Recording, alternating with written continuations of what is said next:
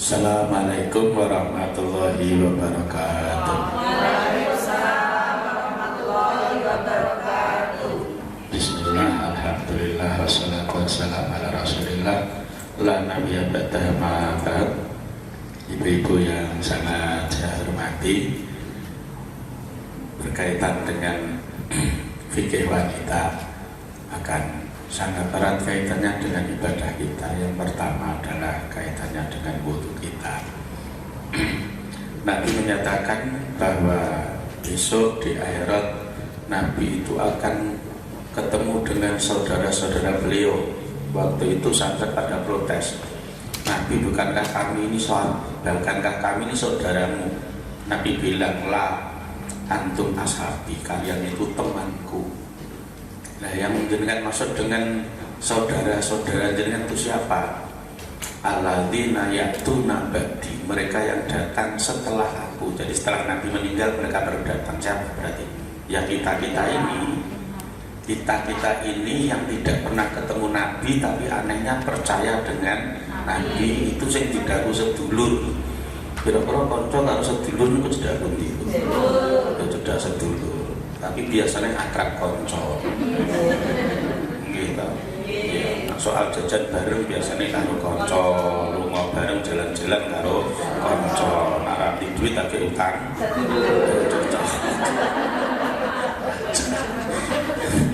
sedulur deh. Ya maaf, sebenarnya Nabi mengingatkan pada kita untuk kembali lagi, jangan lupa pertahankan saudara kita. Saudara itu Allah yang memberi, sejelek seburuk apapun itu adalah pilihan dari Allah. Jangan sampai kita cokrah tukaran dengan sedulur. Nah itu saudara itu sangat penting. Jadi kita yang datang belakangan nggak pernah ketemu Nabi, percaya dengan Nabi, mengikuti syarat Nabi, kita ini diaku sebagai saudaranya Nabi. Sahabat nanya Nabi lagi, bagaimana Pak Nabi kamu bisa mengenali saudaramu padahal nggak pernah ketemu? Dititeni irungi, barang kula njenengan ora masuk kabeh iki. Dirungi kok sahabate Nabi iki irunge mancung-mancung kula njenengan sedaya pesek-pesek. Umpama diitung detik pengadeke, aduh ora mlebu meneh sahabate Nabi niku dhuwur-dhuwur kula njenengan ya. Pendek-pendek. Diitung kulite kono iki kulite putih-putih nang ono wireng sisan wong Afrika. Lah kula jenengan kan pertanggung. Nggih putih ya ora putih sisan, ireng ya ora ireng sisan. Sahabat Nabi waktu itu kan rata-rata orang Arab, kalau enggak orang Arab itu orang-orang Parsi. Kemudian malah kebanyakan lagi malah dari orang-orang Afrika. Nah kalau kita nih ireng ya ora ireng sisan, putih ya ora putih sisan, enggak masuk semua kategorinya. Maka Nabi menyatakan ummati ghurron muhajjalan. Umatku itu ghurron, yang bertaburan sebenarnya istilah untuk kuda. Kuda yang warnanya merah atau hitam tapi wajahnya putih, itu namanya ghurron. Muhajjalan juga istilah untuk kuda, itu kakinya putih, kaki depan maupun kaki belakangnya. Nah, sebesar ini menjadi simbol bahwa orang yang wudu, makanya Nabi bilang asbihul wudu'a, sempurnakan wudu kalian. Kalau dalam riwayatnya Abi Hurairah itu kalau wudu sampai di sini, kalau basuh tangan itu sampai di pundak. Padahal kalau kita pakai Quran kan hanya ilal marofiq. Nah itu sesuai dengan kewajibannya. Tapi kalau asbihul wudu, sempurnakan wudumu sampai ke pundak. Kalau kemudian misalnya untuk ngusap kepala, kalau kita bangsahu biruusikum, itu kan hanya Imam Syafi'i menyebutnya sebagian kepala. Tapi kalau asbihul wudu, isbahul wudu, maka sempurnakan komplit semuanya, seluruh kepala diusap semuanya. Kalau kemudian misalnya untuk membasuh kaki, itu kalau pakai Quran kan hanya ilal ka'baini sampai dua mata kaki. Kalau isbahul wudu maka sampai lutut. Apa hubungannya? Hubungannya dengan hadisnya Nabi tadi, ummati ghurron muhajjalan. Aku nak niteni umatku gampang. Angger sing raine putih, tangan sikile putih, min asaril wudu, karena bekas-bekas wudunya. Jadi maaf, ini tentu yang mengharapkan syafaat Nabi sebenarnya ya sing rumangsani sesuk paling-paling ya ora ketang sedelok mlebu neraka dhisik. Nah itu. Kalau jenengan mlebu surga kan wis ora butuh syafaat, Pak Bu. Mungkin apa betul? Kalau jenengan sudah di surga udah gak butuh syafaat. Kalau jenengan harapan syafaat ya rumangsani akeh dosane sesuk kemungkinan besar masuk neraka meskipun sebentar.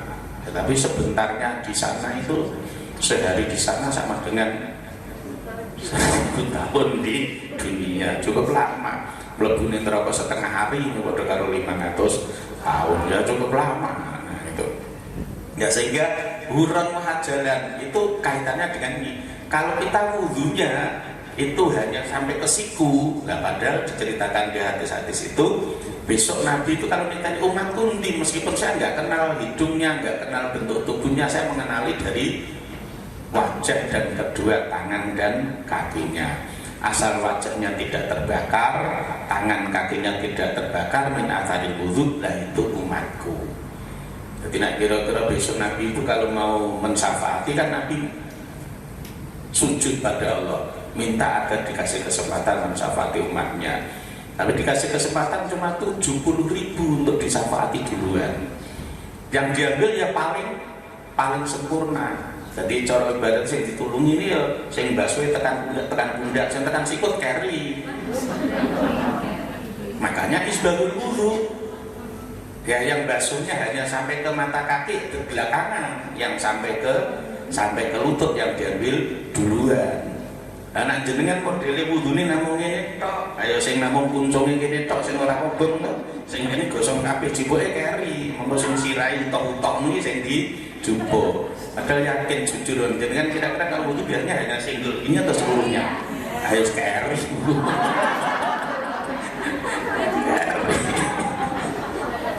Iya terlambat dengan diambil belakangan. Nabi ngambil itu yang sempurna-sempurna. Makanya dalam wudu itu kalau kewajibannya memang sebagian kepala, tapi sunnahnya keseluruhan. Kewajibannya sampai siku, sunnahnya sampai pundak. Kewajibannya sampai mata kaki, sunnahnya sampai lutut. Dan kita biasanya hanya berpedoman sampai Quran saja. Nah kalau di hadis makanya harus disebut.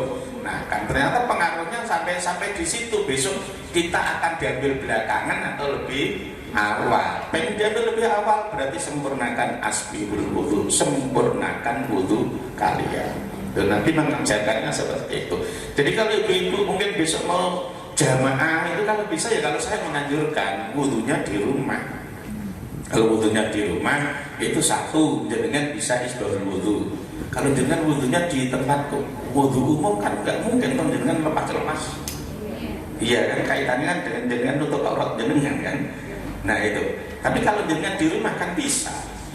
Karena bagi wanita itu untuk keluarga terlihat auratnya itu masih diperbolehkan oleh keluarganya sendiri, oleh muhrimnya sendiri. Jenengan bisa mengusap kepala keseluruhan, hanya diusap saja, tangan dibasah diusapkan keseluruhan, itu sudah besok kepala jenengan utuh gemblondong tuh orang kotor api. Gitu. Nah itu pentingnya isbahul wudu karena kaitannya dengan pensyafaatan Nabi. Setelah 70.000 diambil, Nabi sujud lagi, minta lagi, dikasih 70 lagi, 70.000 lagi, ambil lagi, ya sampai yang semakin sedikit. Dan jenengan kalau hanya itu ya mungkin belakangan, tapi ya lumayan lah. Dalam wudu berarti ada kesempatan untuk disyafaati oleh Nabi. Itu kaitannya dengan wudu. Nah itu. Dan saya mengingatkan ibu-ibu, maaf, ibu-ibu itu kadang mementingkan modisnya, modis betul guyonane model diskon betul. Kadang itu pakai baju ngepret banget, sampai kalau mau wudu saja bingung, ditarik hanya sampai di sini. Nah padahal dengan wudu yang wajib saja sampai siku. Lah apalagi kalau jenengan mau mengikuti yang sampai mengikuti sunnah harus sampai ke pundak. Ya kalau buat bajunya yang longgar, agak longgar. Jenengan pertimbangkan nanti saat jenengan di tempat umum, jenengan mungkin pas dalam perjalanan, mungkin sholatnya mampir di pom bensin, sholat di musolanya, itu biasanya kan gitu ya. Nah, kalau jenengan mengikuti mode akhirnya tertarik, nggak hanya sampai sini, lalu apa sah wong tidak sampai ke siku. Nah, niki sing perlu diperhatikan hal-hal sepele tapi nanti praktis. Jadi bingung, waya butuh bingung mulai gunake. Nah, terus kemudian kaitannya dengan hak sholat dan hak puasa. Ya, ibu-ibu ini memang diistimewakan, ya. Diistimewakan oleh syariat bahwa untuk khusus untuk ibu-ibu yang masih produktif terutama itu punya hak istimewa untuk tidak sholat, juga tidak puasa, yaitu ketika menstruasi maupun nifas. Cuma ada bedanya berdasarkan riwayatnya Aisyah, itu zaman Nabi, kalau wanita itu menstruasi maka sholatnya tidak usah diqadha, tapi kalau puasanya tetap harus diqadha. Jadi kalau sholatnya nggak usah, misalnya jenengan menstruasi kok sampai maksimal 15 hari misalnya, ya tetap nggak usah qadha sholat. Tapi kalau puasa tetap harus diqadha, harus diqadha. Cuma ono penyakit umum Bu, yang gue kutok Bu termasuk jenengan penyakit kula jenengan sedaya niku ketoke kembar. Utang duit yo angel bayare, utang poso yo wangel nyauri nggih. Kadang itu sampai nabrak Ramadan berikutnya itu belum diqadha. Nah, ngoten niku. Nah, ini sebenarnya ada trik kalau jenengan besok itu misalnya Ramadan ini kok sampai punya hutang karena jenengan masih produktif, masih menstruasi, hutang yang rata-rata berapa? 7 hari ya, paling 5 sampai 7 hari itu yang umum ya, yang umum. Ya, kalau besok Syawal, maka kalau bisa langsung segera diqadha. Ikuti saja puasa Syawal. Cuma niatnya puasa qadha. Caranya gitu. Mumpung ngakeh kancane. Bang kula jenengan iki poso iki kuat ya mergo kancane akeh nak dhewe rasane ya bon. Nah, itu ini mumpung banyak yang puasa Syawal, saya tak puasa qadha. Jenengan niatnya puasa qadha-nya jadi karena kebetulan dengan momen Syawal ya puasa Syawalnya jadi. Seandainya kok kebetulan juga pas Senin atau Kamis jadi niati sisan jadi triple.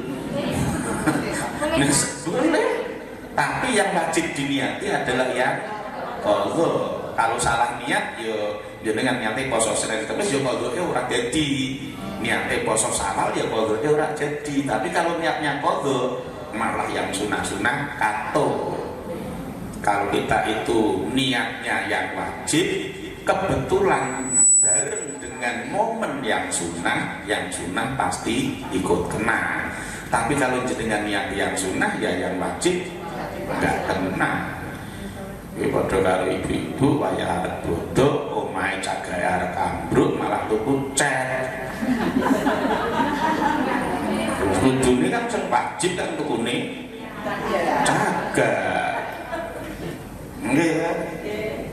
Cat itu hanya sunnah. Nak tuku cagak ini kok biasanya ya ditukoke cat. Tapi nak tuku cat ora mesti sida tuku cagak. Ha sing ngoten niku biasane.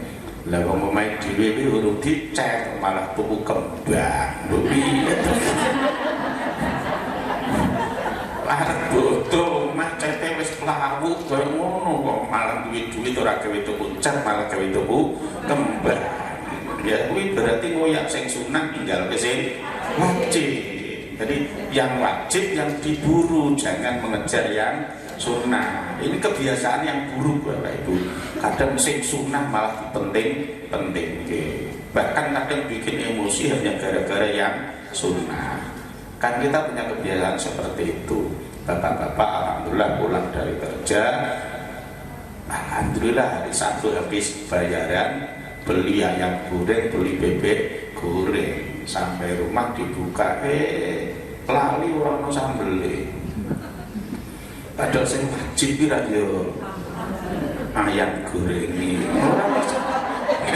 Orang sambele sampai yang bisa muring-muring. Piye to Pak tuku ayam goreng orang no sambele. Iki piye lho jenenge? Lho, sambel kira yo namung sunah to. Enak iki nak mangan ayam goreng ono sambele. Aku nak bapak nesu ya wis tosok tak tolong sambel tok. Kok penting iki. sunnah. Kebiasaan seperti itu masih sering nih mungkin. Jenengan makan bakwan, makan menduan. Sing wajib pak bakwan menduan ini orang lembut cepluse yo. Oh kadang ora situ. Oh orang ceplusan lho. Apa kayak ceplusan tok sampean turun. Dari kadang gitu. Kita punya kebiasaan yang sunnah-sunnah nggak penting, tapi malah pentingkan yang wajib kadang malah kurang diperhatikan. Makanya kalau jenengan punya kewajiban qadha itu kan wajib, utamakan. Jangan malah poso sawale wis diutamake, tapi poso qadha ini malah dilaleke. Caranya ya yang paling mudah, ambil momennya saja, ambil momen sawalnya, jenengan bisa tetap puasa qadha karena bisa jadi. Nah itu. Terus kemudian kaitan dengan mens, maaf karena saya laki-laki berarti ilmu saya hanya ilmu tekstual ya, ilmu di kitab-kitab saja ya, yang praktek kontekstual kan jenengan. Nah itu ibu-ibu itu kadang mennya ada yang lumrah, yang wajar ya, hukumnya pakai hukum yang wajar. Berarti misalnya rata-rata kan biasanya durasinya sama, kalau 5 hari ya 5 hari terus, paling-paling naiknya ke 6 atau turunnya ke 4 ya di situ aja terus. Tapi kadang juga ada di antara wanita itu yang mensnya itu tidak wajar. Orang terus tidak wajar berarti kurang ajar, bukan ya. Kurang wajar itu makanya kadang mens itu cuma sehari, 2 hari, kemudian itu suci. Setelah serang 3 hari keluar lagi, 1 hari suci lagi. Nanti ada yang model seperti itu. Dan seperti itu gimana? Ya maka tidak boleh terus meninggalkan puasanya urut, tapi ya hanya pada saat men saja. Misalnya 2 hari men, ya udah nggak puasa, nggak sholat. Nanti kemudian suci ya dipakai untuk puasa. Besok lagi men lagi, ya nggak puasa lagi, nggak sholat lagi, terus gitu. Dan itu rata-rata juga saya tanya dari yang pernah mengalami seperti itu, rata-rata ya dalam durasi 15 gitu. Cuma selang-seling. Kalau yang punya nasib seperti itu ya caranya ya saatnya menstruasi ya tetap nggak puasa, tetap nggak sholat. Tapi kalau saatnya pas suci juga tetap harus sholat, tetap harus puasa. Lah yang ibu-ibu harus perhatikan itu kaitannya dengan waktu sholat. Kalau puasa sih gampang. Kalau waktunya puasa ya asal sudah tidak kebagian waktu ya pasti batal kan. Misalnya dia sudah puasa tinggal kurang 5 menit saja kok tamunya datang, ayo wes apa terus dimpet kan gitu sakit tuh. Iya kan itu kan beda dengan kencing. Kalau kencing kan bisa dimpet, kalau itu coba deh bisa ngempet kan meskipun kurang 5 menit ya tapi uang itu nggak bisa dikendalikan. Orang kencing, orang berak bisa timpet, kurang 5 menit timpet, nggak bisa. Tetap kalau keluar ya sudah, berarti puasanya. Ini yang perlu juga ibu ketahui, bedanya antara puasa wajib dengan puasa sunnah.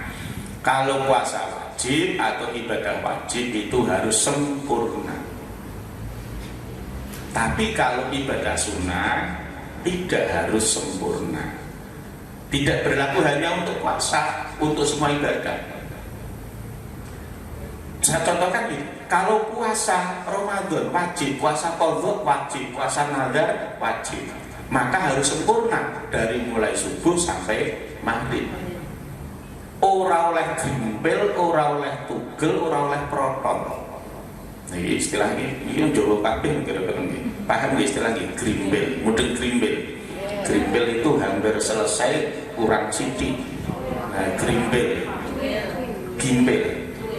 Cuil ya, cuil. Nah, itu. Misalnya jenengan puasa Ramadan udah jam 5:04 kayak kurang seperempat jam maghrib kok malah ternyata haid. Nah, itu grimbel. Ya tetap enggak jadi.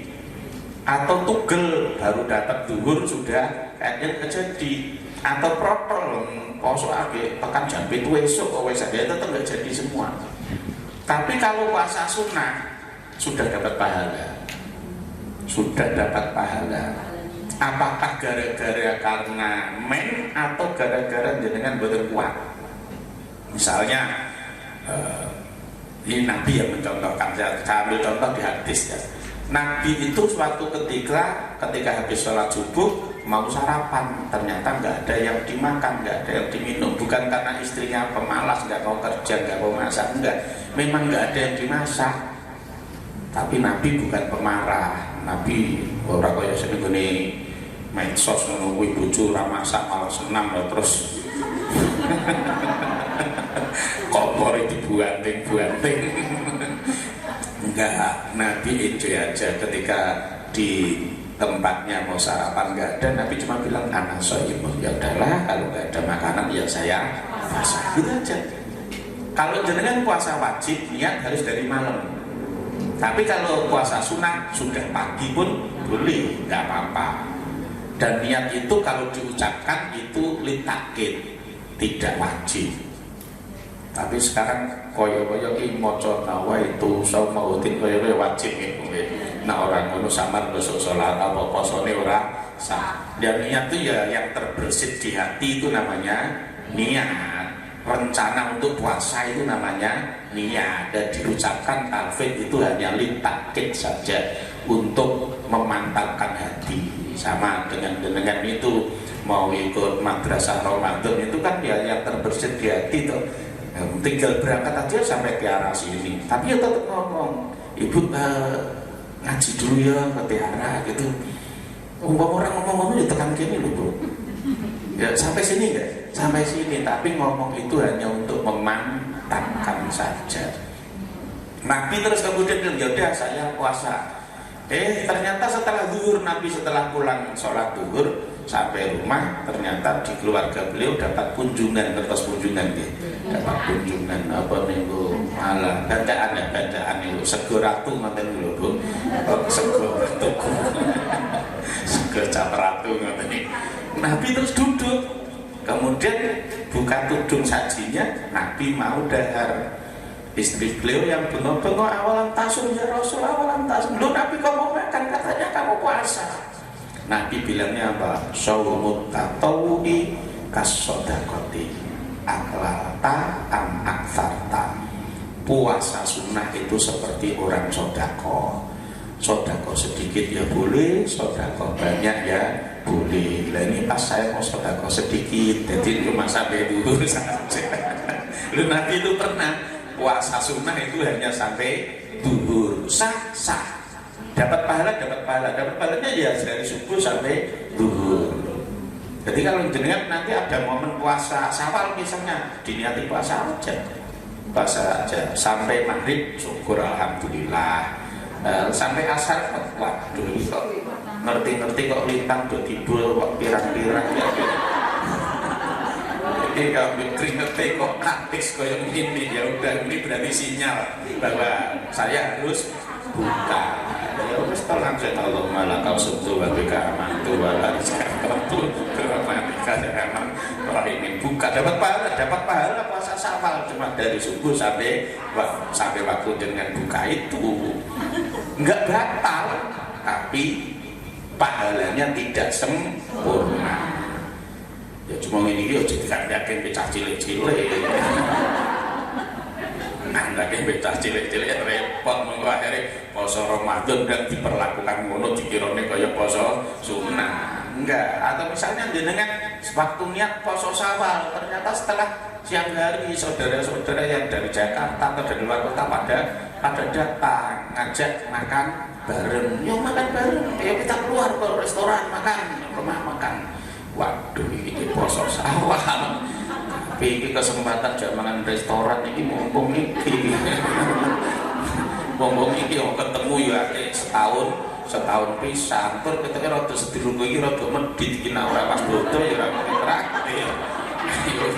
Nah, poso Syawal kan selama masih Syawal masih bisa, Bu. Dengan puasa Syawal enggak harus dari tanggal 2 sampai tanggal 7, enggak harus. Enggak harus. Asal masih bulan Syawal, nanti tanggal 2 sampai tanggal 27 pun boleh dipelencar-pelencar pun boleh 2 hari, terus kemudian lain hari lagi boleh, yang penting jumlahnya 6 hari. Iya, cuma kalau jenengan itu memaksakan diri dari tanggal 2 sampai tanggal 7 itu berdasarkan konsep makalah asawak biqadritaan. Pahala itu sesuai dengan kesulitannya. Paling sulit berat puasa kira-kira tanggal 2 atau tanggal nanti. Ini tanggal 2 ini rame-rame panganan hijau. Panganan hijau agak-agak kacang atom nyurung do tengi, roti-roti nyurung do jamur. Nanti kalau dunia puasa Syawal sudah tanggal 15 ke atas ya kata kacang atom wis tengi, wis sadang. Iya, tapi kalau soal pahala tetap sahnya ya tetap sah, pahalanya tetap berpahala. Cuma keafdolannya ya afdol yang dari tanggal 2 sampai tanggal 7 itu keafdolan, bukan soal sah tidaknya. Karena itu kemudian Sunan Kalijogo membuat lebaran baru yang tidak ada di lain Jawa, lain di Indonesia. Ono bodo Syawal, bodo opak. Tapi anaknya sampai orang melu poso ya udah melu kopatan. Jadi maaf, bodo kopat itu aslinya lebarannya orang yang puasa Syawal. Puasa tanggal 2 sampai tanggal 7, maka malam tanggal 8-nya bodoh. Makanya mereka pada buat kopat, buat lontong itu bodoh. Nah kalau di Arab Saudi enggak ada bodoh kopat yang betul nempel. Itu yang ada ya cuma orang Jawa khususnya. Itu Sunan Kalijogo yang mengajarkan seperti itu. Apa boleh ya boleh-boleh saja, itu bukan membuat syariat. Cuma gawe senengi wong sing poso Syawal kuwi sesuk yo no bodone kan gitu biar lebih seneng. Akhirnya sing ora poso yo melu seneng melu bodo. Makanya ibu-ibu, kalau untuk Ramadan ini mungkin dengan menemukan saudara tetangga yang gak ikut puasa Ramadan, tapi kok yo sesuk do melu bodo yo kersane ibu. Wong besok saatnya butuh Syawal jenengan kadek do poso Syawal itu melu butuh. Cuma yang itu momennya sudah ya ini. Di Indonesia memang cukup antik Bu. Jadi orang Indonesia itu kadang lucu, jadi kadang Ramadan ki ora poso tapi wae bodo ya do melu bodo. Padahal bodo itu kan dari bahasa Arab. Berarti artinya selesai. Jadi puasanya selesai, makanya berarti poso rampung. Berarti bodo posone wis rampung. Lah kok ora poso kok melu bakdo iki bakdo. Kan bakdo selesai ilat Jawa kan bakdo kangelan dadi bakdo terus dadi bodo. Itu aslinya bakdo rampung selesai. Lah kowe iki ra poso kok melu bodo kowe iki bar apa? Ya apa? Itu anggap saja supporter gitu ya Bu. Anggap saja tetangga kita, saudara kita yang nggak puasa tapi ikut lebaran. Lebaran namanya lebar rampung selesai ya. Rampung posone lebaran ya biarin aja. Melu seneng. Nyatane niku nek pas ada pertandingan PSIS ngono kae kula ora melu nendang, ora melu miring bal. Tapi nek menang aku ya melu syukur. Kadang itu penonton lebih euforia daripada pemain. Gitu enggak. Pemain PSS baru menang malah hanya lari salto, hanya itu saja. Wes setelah itu ya sudah biasa aja. Penontonnya sampai luar masih ngubeng-ngubeng gendera ning gue to.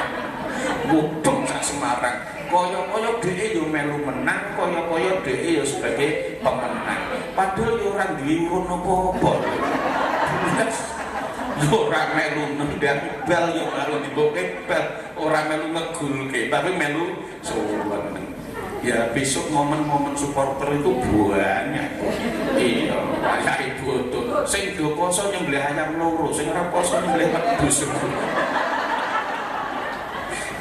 Ya, biarin aja. Kembali lagi ke materi ya.